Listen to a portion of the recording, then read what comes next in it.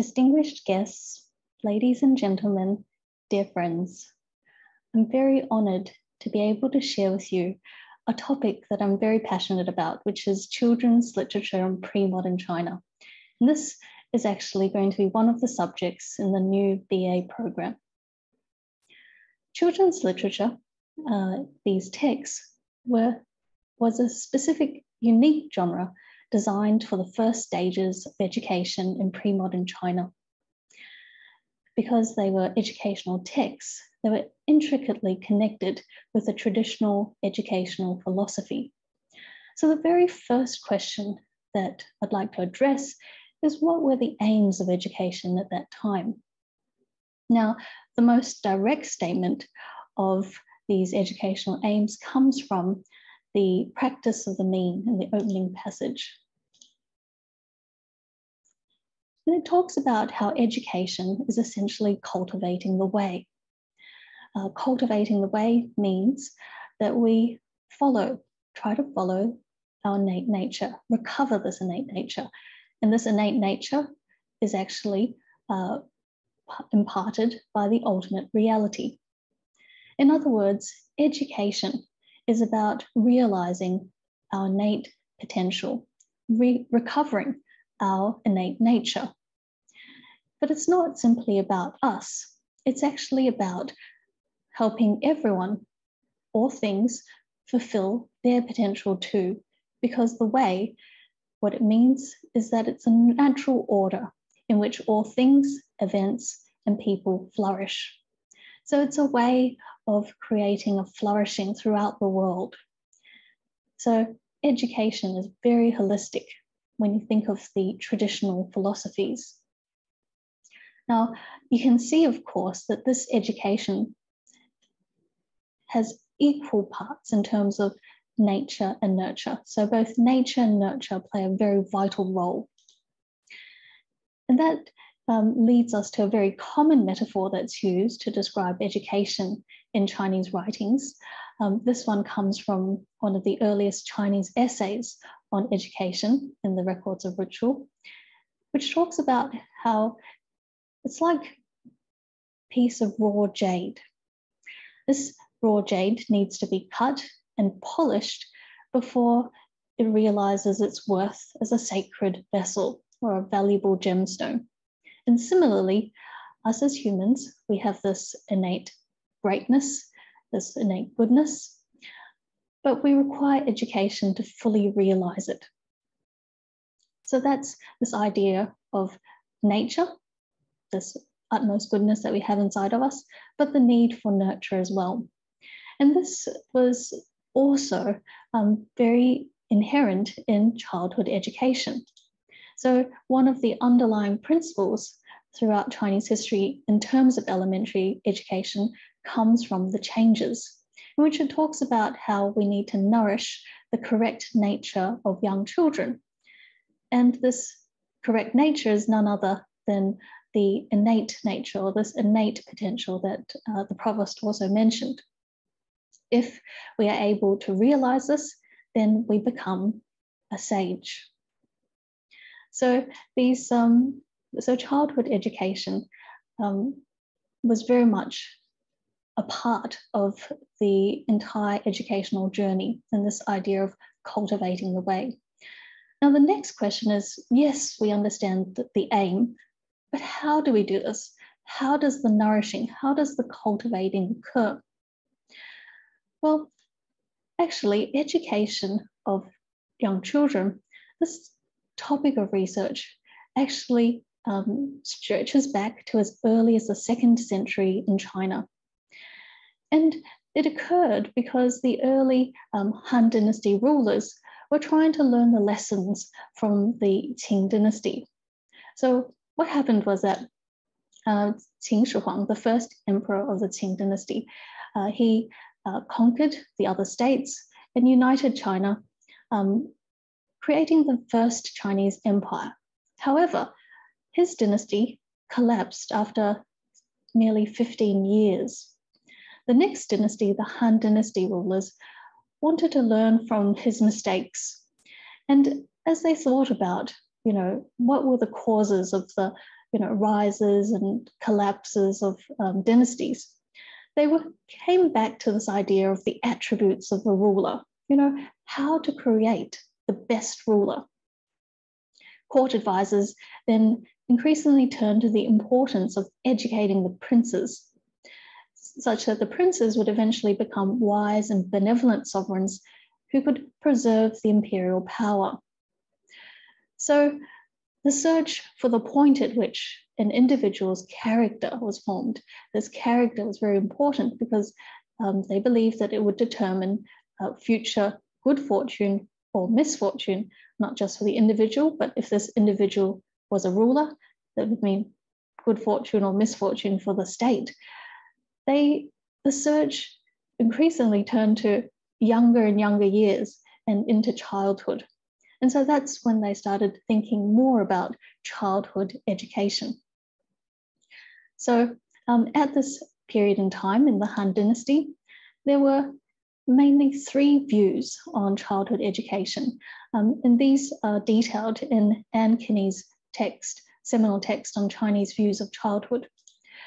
So first of all, that the child's nature was malleable and it required education for full development.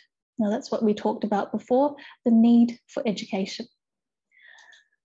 However, this malleability, we were malleable, but only to a certain extent, because the more we aged, the more set in our ways we would become, and our habits would become more ingrained. And that's why we have the expression in English, you can't teach an old dog new tricks.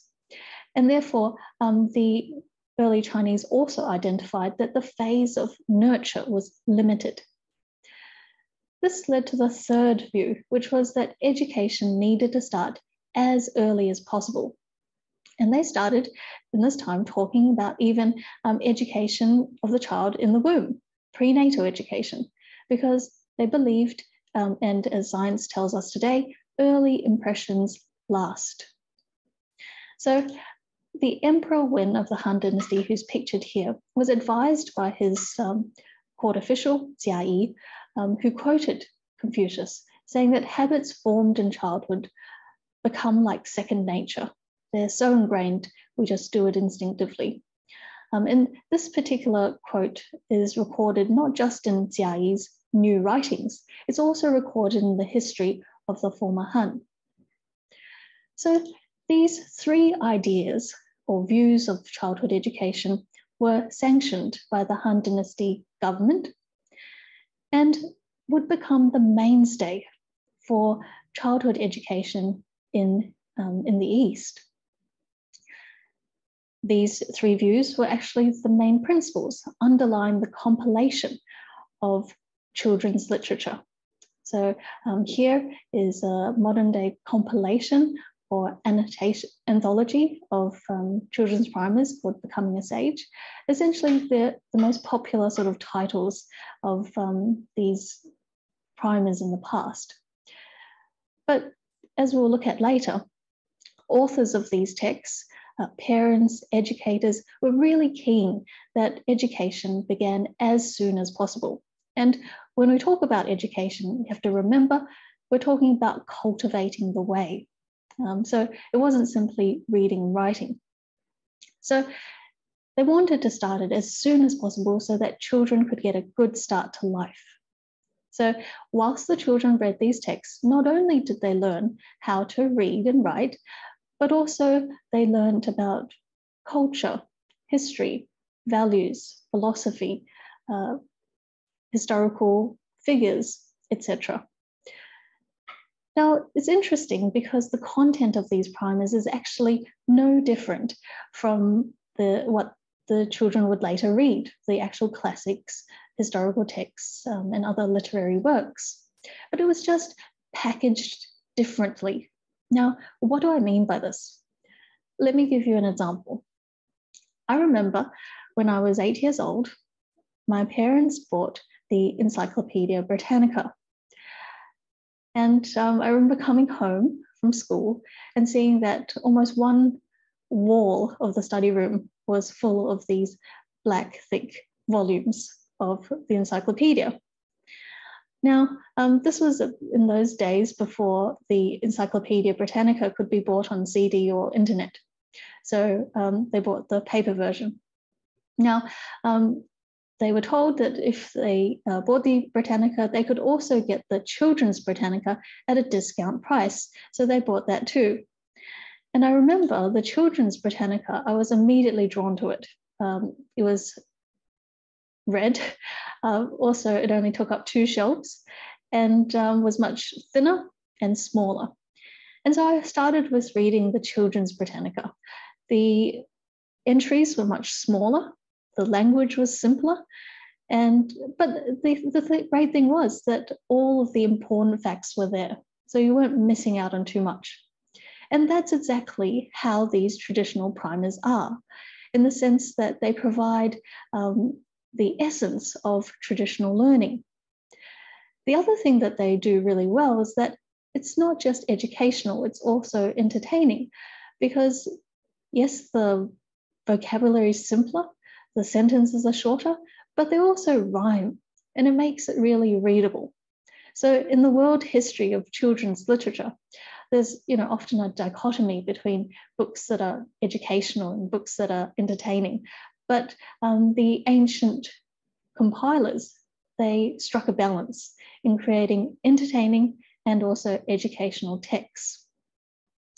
So these various primers can be further classified into the different functions that they fulfilled. Some primers were more focused on developing the child's literacy. Some were mainly geared towards teaching them sort of daily etiquette. There were some that were provided illusions that the children would need when they composed poetry or essays for the exams, proverbs, as well as learning history. So there were a range, and I've only just provided some examples here. There are many, many more. But what I'd like to do now is to sort of look inside some of these texts so that you can get an idea of the fact that these texts are really special. They're very rich in the educational content, but also the strategies they use to be able to convey this information to the young child. So the first one I'll look at is the very popular 3-character classic. Now, this text was compiled in the 13th century and thereafter was read by almost every literate person as the very first book that they read until the very end of Imperial China. Now, it's called the 3-character classic because, as you can see, these large characters here, that's the text. The text is arranged in 3-character phrases. So this particular page we'll look at now, it talks about a real person in history, Dou Yujun, and he's known as Dou of the Swallow Hills because that's where he lived. And it's also a respectful term of address to call someone not by their full name, but by the place that they lived. So it says here, Dou of the Swallow Hills used the right method. His family was acclaimed as 5 sons were well taught. Now this story comes from the 9th century, and Dou Yujun was a scholar official. His story was that by the age of 30, he didn't have any children, which was quite late for people of those times. And more importantly, he was very concerned that the continuation of the family line was threatened. Now, one night he has this dream, and he dreams of his late grandfather, who tells him that it's actually because in his past life he committed many misdeeds, and therefore in this life he's not able to have any sons and also have a short lifespan. However, his grandfather encourages him by saying that if he's able to cultivate, if he's able to perform charitable deeds, he may be able to change his destiny. So Dou Yujun becomes really dedicated and committed to turning over a new leaf. He actually cultivates himself, and performs countless numbers of kind acts. For example, providing financial assistance to people who couldn't afford funerals. He also established over 40 schools for providing free education for the needy. And he did all of these without seeking any reward or recognition. So his cultivation was successful. He later had 5 sons, as we can read here, and all of them actually achieved or passed the highest levels of the imperial examinations and went on to have very successful careers in government, which is really impressive given that all 5 of them were able to do so. Here talks about the fact that he used the right method. And this was a line used because this family was so acclaimed that the chancellor at the time, Feng Dao, wrote a poem in tribute to this family. And in this poem, he talks about how Dou Yujun used the right method, this idea of family education. Now, this term, Yi Fang in Chinese, right method, is actually an allusion to a line from one of the Confucian classics, the Zuo commentary to the Spring and Autumn Annals. And it's an account about Zhu Zhuang of the state of Wei, who actually spoils one of his sons. And as a result, his senior minister tries to remonstrate with him, telling him that if one loves their children, they have to teach them in the right way. In other words, they have to regulate them, have to show them what is important, not just give them whatever they want. So in terms of Dou Yujun, how did he teach his children? Well, first of all, by his own example. He was, as we heard before, cultivating very conscientiously. The other way was that because many of the family funds went to charitable acts, the family grew up quite frugally. And then because of that, they knew to always think of others before themselves. The third way was that he ensured that all his children were very disciplined and that they cultivated as well, this idea of cultivating the way. So you can see, of course, that in just 2 lines, very simple lines, there's a wealth of learning and information that's being conveyed. So I've listed some different ideas here. First of all, the child not only learns new vocabulary, they also learn about literary Chinese, these terse sort of 3 character phrases, the grammar and the structures, and certain sort of literary Chinese terms. Also the idea of terms of respect, how he's not titled Dou of the Swallow Hills rather than being named Dou Yujun in this particular line.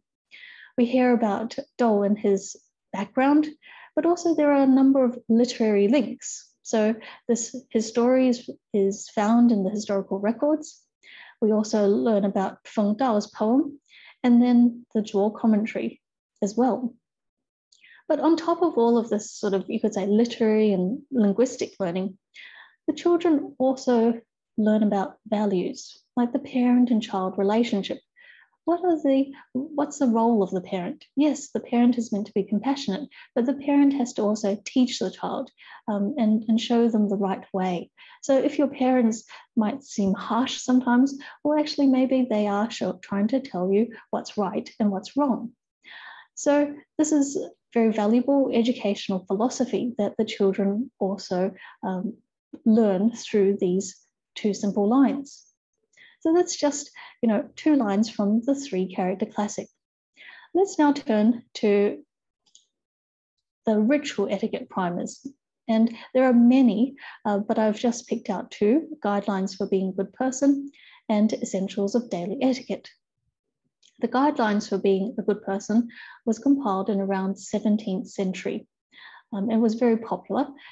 Similarly, the Essentials of Daily Etiquette is an even more contemporary text compiled in the 1980s, but both actually draw from the ancient ritual canon, as we'll talk about later. So This passage from the Guidelines for Being a Good Person is situated in the home life. So what do we do at home? What's some home etiquette? In terms of how children relate to their parents, it says here that we as children should make sure that our parents are warm in the winter and cool in the summer. In the morning, we should greet them and show them that we care. And at night, make sure that they rest comfortably. Interestingly, this particular idea is also reiterated in the Essentials of Daily Etiquette, albeit in a very abbreviated form. It says here, in the morning and at night, make sure our parents are settled and well rested respectively. So these two similar ideas actually derive from the records of ritual. So as you can see here, talks about how the ritual etiquette of children: first, warm the bed in winter, cool it in summer. Now, this first part is really addressing the idea of, seasonal changes in the temperature, which require you, I guess, I'm sure all of us have had this experience, when it's winter, you take out the thicker bedding, warmer clothes, warmer shoes, etc. And this is what they had to do in the past as well. So this idea of seasonal changes, helping around in the house, the parents shouldn't have to ask the children to do this. As soon as we feel cold or we feel extra hot, then we should be considerate and sensitive that other people in the household feel the same way, and voluntarily change the bedding and help with getting out the different clothes and other things, making sure that our parents remain warm and cool in summer accordingly. So this is about sort of considering our parents throughout the year in these sort of household chores, and I guess in a way being sensitive of them when we consider ourselves. So the second idea is more on a daily basis. It says, settle parents into bed in the evening and ask of their health in the morning. This idea of settling parents into bed is actually sort of just like tucking them in the sense. And it makes me think of how parents tuck in their children. But as children, we should do that for our parents. And if you've ever done so before, it's a very good feeling, because you sort of know that that person is settled and ready for a good night's sleep. But part and parcel of this is not just going through the motions, it's also the final check, making sure that there's nothing on their mind as they go to bed, so that they can have a good night's sleep. If they're worried about something, thinking about something, still angry about something that's happened during the day, then they need to let it out. And so that's sort of that final check before they go to bed. And then in the morning, asking whether they had a good rest. Now, why is this important? Because what happens at night is often a good general indicator of our health. So bodily aches and pains tend to come out at night when our mind is unoccupied. And that is a good check on how things are happening physically in the body, but also mentally, because if we're worried about something, that often affects our sleep as well. So as children, you can see how the care and attention has to be meticulous. There's this attention to detail that is needed in looking after someone. And you can see that, actually these are actions that our parents have done for us at night and in the morning and, throughout the years when we were younger as well. So you can see that, just a very simple sentence actually has such depth of meaning. And if we are able to train ourselves, the sooner we train these interpersonal skills, empathy skills, the better that we'll be in all our other interpersonal interactions. So this is, again, just canvassing and thinking about all of the different kind of strategies and ways of learning that you can attain from just these two lines.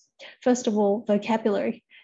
As a young child reading these primers, you're learning a vocabulary at the same time. literary Chinese because, for example, something like the Dizigui is also in a 3-character phrase structure.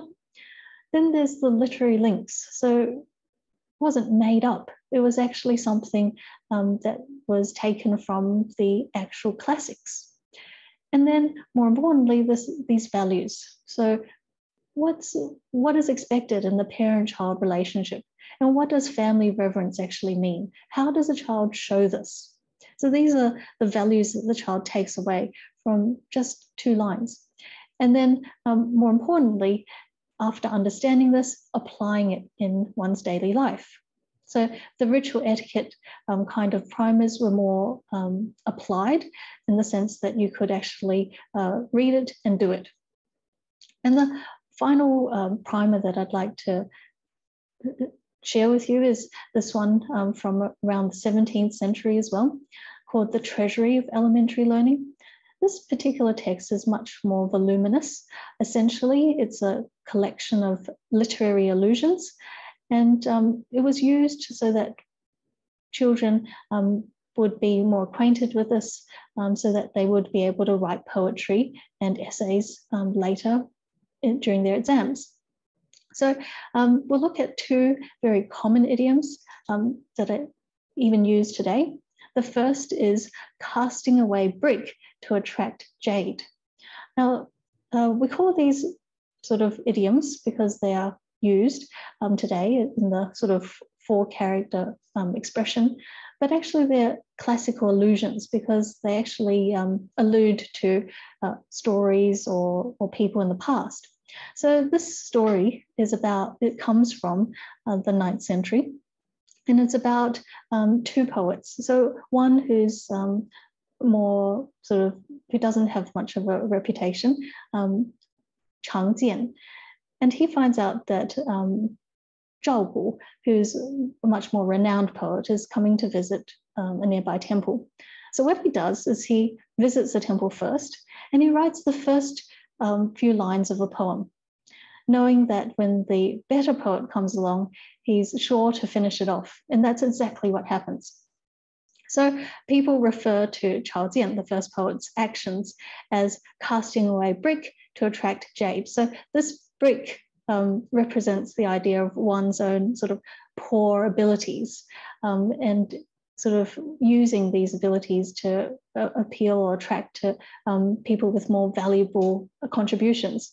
So this particular idiom is still used today as an expression of humility, to say that, you know, here I am just offering my own, a few ideas, opinions that are actually really worthless, but I'm doing it in the hopes that someone much better will come out and provide their valuable feedback and ideas and abilities.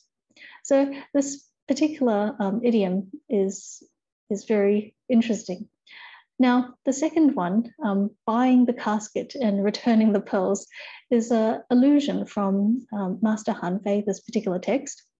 And it's about a person who sells pearls, but he sort of puts them in these really amazing caskets. So the casket is made out of magnolia wood, scented with cedar and laurel, decorated with small gems, and stitched with greenish blue feathers. And what happens? The people buy it, they keep the casket and return the pearls. So this particular story and this saying highlights the fact that, you know, a person has poor judgment. They can't even recognize something as valuable as the pearl. So it's used these days to talk about how someone has poor judgment or wisdom, not distinguishing what is actually valuable. So again, you can see that in these lines, the student is not only learning language, so the idioms, the sort of 4/6 kind of writing here, but also, more importantly, the underlying values. So this idea of humility, and in using this particular expression, if you wanted to express that humility. And then the second one, the idea of having wisdom and judgment to distinguish what is valuable, what is worthy. So these are also very important values that are being conveyed beyond what we saw before about just simply interpersonal relationships. So I'd like to end now with a quote from a renowned scholar official of the 18th century, Chen Hongmo. And Chen Hongmo was actually a very amazing philanthropist as well. So it's said that he established over 700 charitable schools from the prefecture to the county level. And he compiled this source book of childhood education as guidelines for family members and also teachers at his schools. And so this quote comes from the source book. It's actually at the very beginning, in which he talks about his ideas, but also these traditional ideas on education. He says, learning is learning to become human. There is no one in the world who is without relations, and thus all learning is that of human relations. And then he talks about how there's Jules's Academy and the core curriculum thoroughly covers the essentials of cultivating the self, handling affairs, and interacting with others. And there's nothing else. So you can see how the idea of education in the past was not simply that of reading, writing. Yes, they needed to develop literacy, but there was so much more, including these values at the heart of the cultural tradition and how to relate with others. So I guess, the children's literature provides us with a really entertaining shortcut to the greater literary tradition. And, it's really my hope that these valuable and timeless stories and their values can be made available to international audiences so that they too can grow up with these ideas, with this wisdom, and start their journey to realizing their innate potential as well. Thank you very much.